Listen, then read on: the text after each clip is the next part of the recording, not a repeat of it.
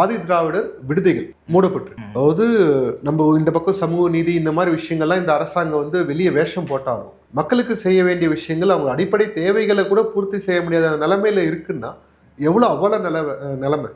இதுதான் வந்து விஜயனா ரொம்ப தெளிவா ஷார்ப்பா சொன்னாரு, இது தீய சக்தி திமுக அப்படின்றது. அது கடைசி பாயிண்ட்டுக்கு வருவோம். அதுக்கு முன்னாடி நிறைய பேசியிருக்காரு, நம்ம அதை முடிச்சுட்டு கடைசியாக அதை எண்டுக்கு வருவோம்.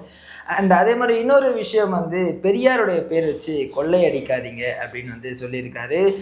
பெரியார் ஈரோட்டில் பிறந்தவர், அது நம்ம எல்லாருக்குமே தெரியும். அவருடைய பேர் வச்சு அவங்க என்னென்னலாம் பண்ணுறாங்க அப்படின்ற ஒரு விஷயத்த வந்து சொல்லி பர்டிகுலராக பெரியாரோட பேர் வச்சு கொள்ளையடிக்காதீங்க அப்படின்றதுக்கான மீனிங் என்ன? கொள்ளையடிக்காதீங்கன்னு சொல்லியிருக்கலாம். இல்லை, இது இப்போ எங்களோட கொள்கை தலைவர் ஒன் ஆஃப் த கொள்கை தலைவர் பெரியாரா இருக்கு. அவங்களும் திமுகவும் அது தானே சொல்லுது.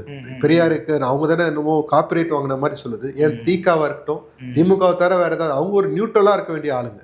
ஆனா திமுகவுக்கு கூட சுத்திட்டு இருக்காங்க. உண்மையிலே பெரியார் இருந்தா திகால இன்னைக்கு சுத்திட்டு இருக்கிறவங்க எல்லாம் செருப்பு கொண்டு அடிப்பார மாட்டார். இவங்க செய்யற வேலையெல்லாம் பார்த்தேன். திமுக அதுலயும் இந்த உதய புரோக்கு சின்ன பெரியார் என்ன வருகால இளைய பெரியார் வாயில தான் கெட்ட வார்த்தை வந்துடும். அதுவும் கோயம்புத்தூர்ல ஏதோ ஒரு ஜாதி சம்பந்தப்பட்ட மாநாடு, அங்க போய் கூச்சப்படாம அந்த ஜாதி பேரை திருப்பி திருப்பி திருப்பி சொல்ற என்ன மீன் பண்ண வராருன்னு எனக்கு புரியல. அவருக்கு அது இப்போ ஒரு ஜென்ரல் தாட் இருக்க பர்சனாலே அதை சொல்ல முடியாது. பெரியாரோட ஸ்பீச்சை கேட்டவங்களால அதை தைரியமா அந்த மாதிரி பேசவே முடியாது. அதுக்கு சம்மந்தமே இல்லைன்னு கேட்டிருப்பாரு ஏதாச்சும் ஒரு வாய்ப்பே இல்லை. ஏன்னா எனக்கு தெரிஞ்ச ஒருத்தர் சொன்னாரு, அண்ணாவை பத்தியும் பெரியாரை பத்தி, பெரியார் கூட இல்லை அண்ணாவை பத்தி ஏதாவது பாயிண்ட்ஸ் ஏதாவது சொன்னா எடுத்து நோட் பண்ணிக்கிற ஆளா அவர். ஏன்னா அவருக்கு தெரியாது, பேசுறதுக்கு தேவைப்பட நோட் பண்ணி பாருங்க. அந்த அளவுக்கு கேவலமான இதுல வந்து தீப்பந்தத்தை அவர்கிட்ட கொடுக்குறாங்க. நாளைக்கு திமுக நிலைமை அப்படி இருக்குது.